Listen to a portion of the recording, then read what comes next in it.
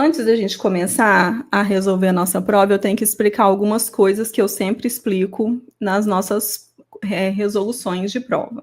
Primeira coisa, nós temos 4 tipos de prova. Nós temos a prova tipo 1, tipo 2, tipo 3 e tipo 4. Essas 4 provas são a mesma prova. O que vai diferenciar os tipos de prova, então, eu não sei se veio com cores, mas geralmente eles usam as cores branca, amarela, azul e verde. A única diferença é a posição das questões. Então, não existe uma prova mais fácil ou mais difícil para alguém. A mesma prova foi aplicada em todo o território nacional no mesmo dia. Essa prova foi aplicada no dia 24 de novembro. Novembro agora, né? A gente não tem nem um mês da aplicação. Acho que tem o quê? 15 dias da aplicação. É a mesma prova para todo mundo. E por que eu explico isso? Porque, às vezes, quando você vai para o exame de suficiência, talvez você não... Provavelmente você prestou vestibular, mas talvez tenha sido um vestibular de uma faculdade particular, então não tem toda aquela cerimônia, né, de uma universidade pública. E talvez você nunca prestou concursos, então nenhuma dúvida é boba. Se você tiver alguma dúvida em relação a isso, pode deixar nos comentários, que a gente vai conversando. Mas todas essas 4 tipos de provas é a mesma prova. E aí a única diferença é que lá a posição das questões mudam. Então, vamos supor que aqui é a sala de aplicação e aqui tem o candidato 1, candidato 2, o 3, o 4, aí tem outra fila de carteiras do lado, tem outra do lado. E aí a ideia é que eu não concordo com essa ideia, mas aqui nós não estamos falando sobre as minhas ideias, né? É que quando a pessoa, vamos supor que essa pessoa aqui, a primeira pessoa, quando ela vai começar a resolver a prova, quando ela vai passar as páginas, se essa mesma pessoa do lado estiver passando as páginas junto, as questões elas vão estar nas mesmas posições e seria facilitado de que a pessoa olhasse para o lado e conseguisse enxergar alguma coisa da resolução da outra pessoa. Mas a gente tem outras várias variáveis, e aí eu não concordo por isso, porque a gente tem velocidades de leituras diferentes, nem todo mundo começa pela mesma questão, então tem gente que vai procurar outras disciplinas dentro da prova e tem gente que quer começar pelo final, pelo meio. Então, teoricamente, é isso, tá? Então, só a posição das questões que mudam. Então, aqui na nossa resolução, nós vamos utilizar a prova tipo 1. Nesse momento, deixa eu até colocar aqui, eu tenho que voltar para contar isso para vocês. Essa planilha aqui, ela é baseada, primeiro, que eu faço um estudo de todas as provas, então eu trabalho com o exame de suficiência desde o primeiro exame de suficiência em 2011, eu fui aprovada em 2012, e desde então eu venho trabalhando com todas as provas, resolvendo todas as provas e trabalhando com os alunos e grupos de internet, enfim, né? Para quem me conhece desde lá da época, eu estou em grupos e fazendo esses trabalhos desde então. Então, eu tenho uma estatística do que vem sendo cobrado nas provas, eu faço em todas as provas, desde a primeira prova, e eu acho interessante trazer isso aqui para a gente poder entender como é que a prova foi formulada, quais são os temas, qual foi a relevância das disciplinas e dos temas dentro dessa prova. Então, eu coloquei aqui a prova da segunda versão do exame de suficiência de 2024, que é essa que a gente vai resolver agora.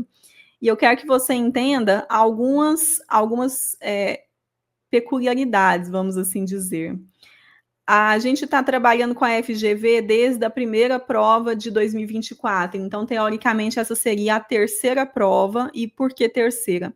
Na primeira versão do exame de suficiência de 2024, nós tivemos 2 provas.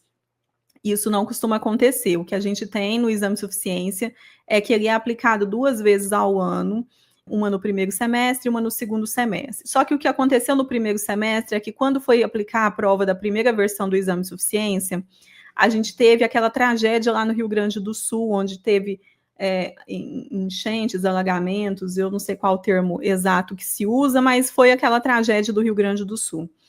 E aí, não teve como ser aplicada a prova no estado do Rio Grande do Sul, porque vários pontos de prova estavam, as escolas estavam alagadas e toda aquela calamidade, enfim, suspenderam a prova especificamente apenas para o estado do Rio Grande do Sul. Todo o território nacional fez a prova, então, que foi essa prova aqui. E aí, em agosto, eles aplicaram a prova para o Rio Grande do Sul. Então, essa prova aqui, que está com RS, é a prova do Rio Grande do Sul. Isso costuma acontecer? Não, como eu disse, é só por causa da tragédia que aconteceu lá. Então, tecnicamente, a gente tem 2 provas ao ano, mas dessa vez a gente vai ter, então, 3 provas esse ano. Nessa prova, foi, então, já pela Fundação Getúlio Vargas. As provas anteriores, até a segunda versão de 2023, elas foram aplicadas pela Consulplan. Tivemos troca, então, de banca, passou a CFGV, e a gente percebeu algumas coisas, né? Eu também tenho que mostrar para vocês uma coisa que eu fiquei devendo na outra live. Deixa eu colocar aqui também.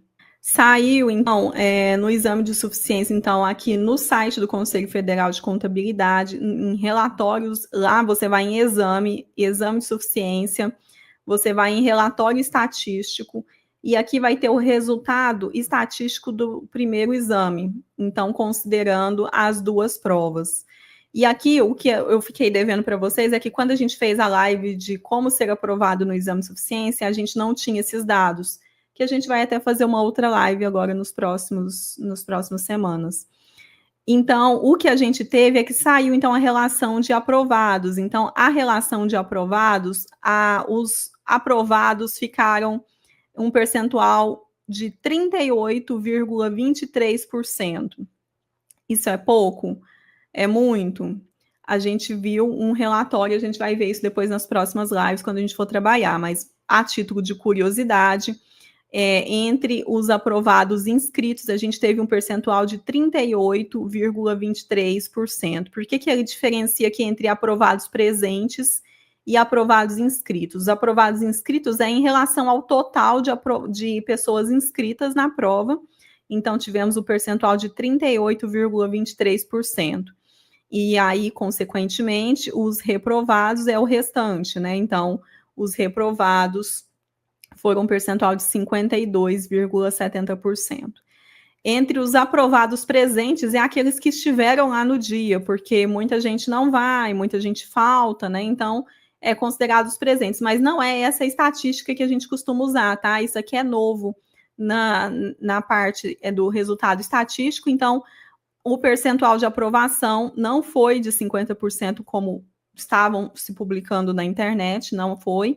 Não é de 47,30%, porque os outros percentuais que a gente analisava antes eram em relação ao total de inscritos. Então, o percentual de aprovados foi de 38,23%. É um pouco maior que a média. Em geral, a gente estava tendo uma média nos últimos anos por volta de 20%. A prova da primeira versão do exame suficiente de 2024, ela foi realmente um pouco mais fácil. E eu até cheguei a comentar que eu não acreditaria que as próximas provas seriam no mesmo nível. Tanto é que a prova que foi aplicada para o Rio Grande do Sul, que foi um pouquinho depois, ela já teve algumas características um pouco diferentes. O que eu percebo é que quando tem troca de banca, a banca pega um pouco mais leve nessa primeira prova, depois ela começa a entender como a coisa funciona. Até porque ela também organiza o exame da OAB, e nem por isso a OAB passou a ser fácil dos últimos anos. Muito pelo contrário, as pessoas continuam sendo reprovadas e continua sendo muito difícil. Eu acredito que o exame de suficiência vai seguir a mesma linha e que a gente, nessa prova, então, a gente teve, depois da primeira versão, para o território nacional, a gente teve do Rio Grande do Sul, que eu já achei que foi um pouquinho mais difícil, e essa que foi aplicada agora, em novembro, eu percebi que ela também foi um pouquinho mais puxadinha, já tinha umas pegadinhas, umas coisas mais apertadas ali, tá?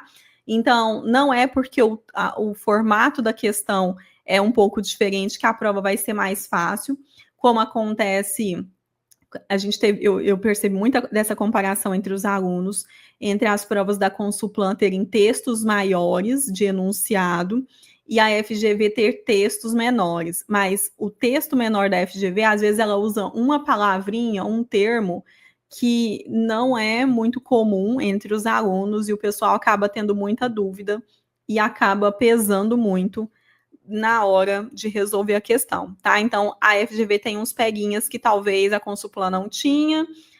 No final das contas, o que eu sempre digo é que todas as bancas são iguais, todas elas têm problemas iguais, e às vezes os problemas não são iguais, mas tem problemas, sabe? Não existe banca perfeita.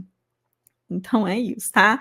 Então, fiquei devendo isso aqui nas lives anteriores. Então, o total de ausentes foi um percentual de 19,16%, tá? Foi muita gente ausente mesmo. Mas, no geral, em relação a provas, costuma ser um percentual assim, tá? E, por exemplo, de concurso, acaba sendo um percentual até maior, geralmente está girando em torno de 30% de ausentes. Então, é isso. E a gente vai seguir, então, aqui para a nossa relação estatística. Então, observado isso, que tivemos 3 provas, então, essa é a terceira prova com a FGV para o ano de 2024, com essas explicações. Aqui eu separei as questões em relação a disciplinas, onde a gente vai ver aqui as disciplinas, e aos temas. Fica a observação de que essa classificação que eu fiz, então eu imprimi a prova que está aqui, eu imprimo a prova, eu leio as questões para resolver as questões e classifico as questões e os temas de acordo com os temas das nossas aulas no momento de estudar para o CRC. Porque depois eu estou agora em dezembro fazendo passando por essa fase de atualização das aulas, então eu vou alocar as questões dentro das aulas e assim a gente continua o nosso ritmo de estudo. Então, essa classificação aqui é baseado no meu entendimento, na forma como eu trabalho, no método que eu criei no momento de estudar. Pode ser que essa classificação seja diferente para você quando você for classificar as questões, por exemplo, tá? Então, fica aqui também essa observação que é importante. Eu percebi que nessa prova ela teve uma característica um pouquinho diferente, como eu disse, né? Então, ela não está seguindo um padrão, não seguiu o padrão nem mesmo das 2 provas anteriores. As 2 provas anteriores também tiveram padrões diferentes. Talvez a FGV esteja tentando se encontrar no mundo e encontrar uma forma de fazer isso, não sei. Mas vamos lá. Nós tivemos, então, 20 questões de contabilidade geral. Desse total de 20 questões de contabilidade geral, nós tivemos 2 questões de escrituração, uma questão de patrimônio líquido, 2 questões de ativo imobilizado, 3 questões de estoques, uma de demonstração do resultado do exercício, uma de demonstração do valor adicionado, uma de demonstrações consolidadas, 2 questões de provisões, 2 questões de demonstração dos fluxos de caixa, uma questão de notas explicativas, 4 questões que foram classificadas como plano de contas, totalizando, então, 20 questões de contabilidade geral. A gente vai perceber que foi mais ou menos a média que a FGV está trabalhando. Então, as 2 provas da FGV, a primeira, que foi para o território nacional, a gente teve 20 questões de contabilidade geral, e a do Rio Grande do Sul teve 21 questões. Com a Consulplan, antes, a gente tinha uma média ali de 24, 25 questões de contabilidade geral. Então, deu uma mudadinha muito leve. Dentro da parte de normas e legislações, que aqui eu estou classificando como teoria da contabilidade, tá? A gente teve, então, nessa prova, uma questão sobre a Lei 6.404, que em breve a gente vai trabalhar com ela aqui no canal, e a gente teve 2 aulas sobre normas brasileiras de contabilidade. Uma falando sobre a resolução que fala sobre o formato das normas brasileiras de contabilidade, e uma outra porque trabalhou com um CPC que eu não classifico ela aqui, tá? Então, não está aqui dentro de contabilidade geral nos temas que eu classifico as aulas. Então, eu coloquei ela aqui em normas brasileiras de contabilidade. Então, essas 3 questões, eu classifico esses 2 assuntos com essas 3 questões, eu classifico elas aqui em teoria da contabilidade, junto com as questões relacionadas ao CPC 00, que eu também classifico como teoria da contabilidade. Então, é isso. Então, de uma forma geral, entre as disciplinas, nós tivemos 20 questões de contabilidade geral. Aliás, 2 questões, tá? Uma não é só dessas normas brasileiras de contabilidade, eu coloquei ela aqui, ó. Normas e legislações. 2 questões de normas e legislações. Então, só uma eu classifiquei aqui como teoria da contabilidade e caíram 4 de CPC 00. Uma questão de contabilidade de custos, que é uma coisa que mudou bastante com a FGV. Percebo que a FGV talvez não goste tanto de contabilidade de custos, porque antes a gente tinha uma média ali de 3 a 5 questões sendo cobradas de contabilidade de custos. E aí, dentro de contabilidade de custos, a gente precisa diferenciar, porque existe uma linha tênue entre contabilidade de custo e contabilidade gerencial e controladoria. E aí, nesse caso, eu percebi que a FGV está gostando de trabalhar um pouco mais com contabilidade gerencial, tanto que nessa prova eu considero 4 questões de contabilidade gerencial e nenhuma de controladoria. Então, foi uma alteração que estamos tendo. Tivemos 2 questões de contabilidade pública.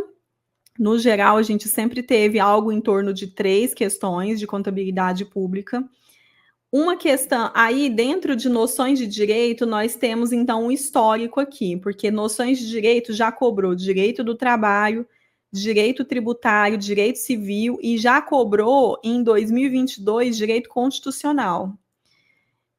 Então, eu considero todas essas disciplinas dentro de noções de direito e pode vir qualquer outro tipo de direito, né? Porque ele fala noções de direito, é muito abrangente. Então, nessa prova, a gente teve uma questão de direito tributário e 2 questões de direito civil. Tivemos uma questão de matemática financeira, uma de estatística, como eu disse, 5 de teoria da contabilidade, onde uma questão foi sobre a Lei 6.404, e 4 questões foram sobre o CPC 00, que eu classifico o CPC 00 dentro de teoria da contabilidade, aqui, mas lá dentro das nossas aulas, a gente acaba estudando as primeiras aulas de contabilidade geral, porque a gente precisa, né, do CPC 00 para pegar as definições e estudar os outros assuntos. Tivemos 4 questões de ética, 3 questões de auditoria, 2 questões de perícia, 2 questões de língua portuguesa. E é isso, totalizando 50 questões. Aqui ficou, então, um percentual baseado nas disciplinas. Então, 40% de contabilidade geral, 4% de normas e legislações, 2% de contabilidade de custos, 4% de contabilidade pública, 8% de contabilidade gerencial, 2% de direito tributário, 4% de direito civil, 2% de matemática financeira, 2% de estatística, 10% de teoria da contabilidade, 8% de ética, 6% de auditoria, 4% de perícia, 4% de língua portuguesa. Entre esses percentuais, entre esse estudo que eu acabo fazendo para vocês, a gente percebe, então, que a gente tem melhores custos-benefícios. A gente tem um melhor custo-benefício em algumas disciplinas e outras não. Então, a gente precisa analisar isso na hora de estudar. O que eu sempre oriento para vocês é que vocês tenham uma boa base, então aproveite para estudar contabilidade geral, porque principalmente se você for trabalhar na área, você vai precisar desses conteúdos. Não tem como trabalhar na área sem saber a parte teórica, né? Fica um pouco inviável. E você vai aproveitar não só, então, para a sua vida profissional, como se você tiver uma provinha em entrevistas de emprego, ou se você for partir para o mundo de concursos públicos, você vai precisar de contabilidade geral. E também tem o melhor custo-benefício, porque tem a maior quantidade de questões por disciplina, então você consegue resolver uma boa parte consegue garantir muitos pontos. Outra disciplina que tem uma boa relação de custo-benefício e você também vai precisar na sua vida prática vai ser a disciplina de ética.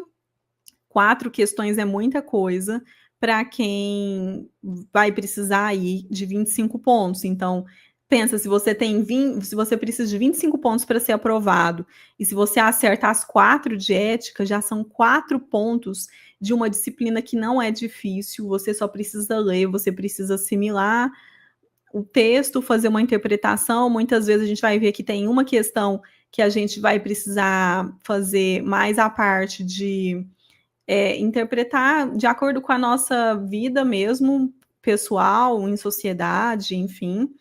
Então, também tem um bom custo-benefício. Quando você estuda contabilidade de custos, você já aproveita esse conteúdo para estudar contabilidade gerencial, então a sequência é que você comece estudando contabilidade de custos, passe pela contabilidade gerencial e vá para a controladoria. No geral, a contabilidade avançada está dentro de contabilidade gerencial. Então, se você vai estudar para concursos, a contabilidade gerencial vai ser a sua contabilidade, vai ser uma boa parte da sua contabilidade avançada. Então, também tem um ótimo custo-benefício. Agora, disciplinas que não têm bom custo-benefício, por exemplo, língua portuguesa, porque se você tiver muita dificuldade, fica um pouco inviável. Então, dependendo, só se você realmente gostar, se for sua praia mesmo. A parte de noções de direito é muito abrangente, porque, por exemplo, direito do trabalho, direito tributário, direito civil, vamos considerar essas 3, porque direito constitucional só caiu uma questão até hoje, e foi lá em 2022, nunca mais caiu. Então, só direito do trabalho é tão abrangente quanto todas essas disciplinas juntas. Se fosse para estudar direito do trabalho, você teria que se dedicar somente ao direito do trabalho, sei lá, por 6 meses. É muito grande. Direito tributário até que é um pouco menor, mas direito civil também é bastante extenso e não tem uma boa relação de custo-benefício. Se você tivesse estudado, por exemplo, direito do trabalho, que é gigantesco para essa última prova, não caiu nenhuma questão. Enquanto nas 2 primeiras provas de 2024, a gente teve uma questão em cada prova de direito do trabalho. E aí, mesmo que você tivesse estudado, sei lá, 6 meses de direito do trabalho, né, lendo CLT, aquele calhamaço de livro e tal, e aí na hora da prova cair só uma questão, é muito pouco. Então, tem que ser avaliado também a relação aí de custo-benefício que você vai ter para essa prova. Então, noções de direito não tem uma boa relação aqui. Controladoria, como eu disse, não caiu. Nas últimas provas, eu considerei que caiu, que foi matemática financeira também não tem uma boa relação. Estatística cai muito pouco, cai menos do que matemática financeira. Matemática financeira, a gente sempre tem uma questão, no máximo 2. Estatística, a gente já teve várias provas que a gente nem teve a disciplina, tá? Então, é isso, tá? A auditoria, a gente está tendo agora, nesse momento, uma média aí de 3 questões, mas a gente já teve com a Consulplan um pouco mais. Então, a gente já teve, por exemplo, a última prova da Consulplan, a gente teve 6 questões de auditoria, e antes a gente tinha aí de 2, 3, até 4 questões. Perícia, a gente está se mantendo aí com 2 questões, já tem muitos anos que está caindo 2 questões de perícia por prova. A gente vai conversar depois sobre estratégia de estudo, sobre essa parte de estatística da prova, o que tem melhor relação, como estudar, mas eu queria já fazer esses comentários antes da gente começar a comentar a prova, para que você entenda, já vá pensando, né, estrategicamente como você vai estudar. Você pode vir estudar comigo no preparatório. O Momento de Estudar para o CRC está com as matrículas abertas. O link está aqui na descrição do vídeo. E lá, eu já faço o percentual das questões de acordo com as disciplinas e já elaboro as aulas de acordo com as questões. Lá você não precisa nem se preocupar com isso, porque a gente já tem uma estratégia traçada e já está tudo proporcional lá, né? Então, o que tem mais custo-benefício a gente já estuda de uma forma, o que tem menos custo-benefício a gente já estuda de outra, e já está tudo organizado, você não precisa se preocupar com isso. Bom, dito isso, vamos começar a comentar a nossa prova.